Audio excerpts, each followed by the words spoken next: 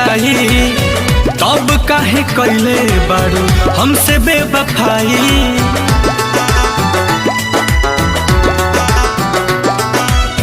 नाम तोहर लिखले रहूं काट के कलाई, तब काहे कैले बारू हमसे बेवफाई।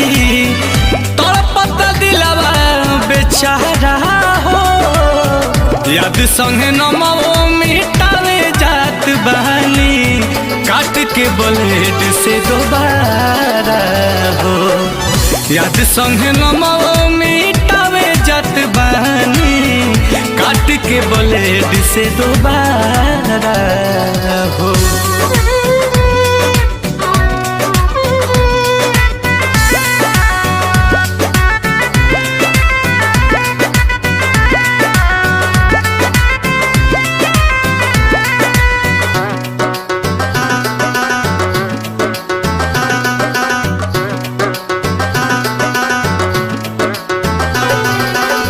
धोखा रहे देवे के तो दिल काहे दिहालू, बेवफा होली सालाई की साबित कई दिहालू। धोखा रहे देवे के तो दिल काहे दिहालू, बेवफा होली सालाई की साबित कई दिहालू। प्यार के तू कैलू बंटवारा हो, याद संगे नमो मिटावे जात बहानी, काट के ब्लेड से दोबारा हो। याद संगे नमो मिटावे जात बहानी, काट के ब्लेड से दोबारा हो।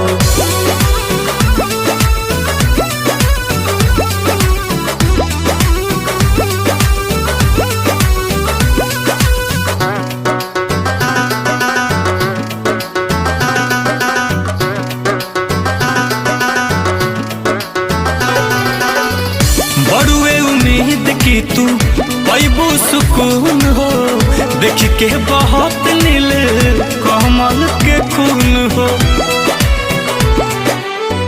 बड़ुए उम्मीद तहरा मिली सुकून हो, देख के बहुत नील कमल के खून हो।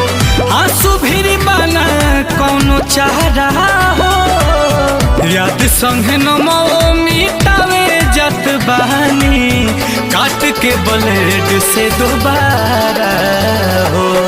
याद संगे नमो मिटावे जात बहानी, काट के ब्लेड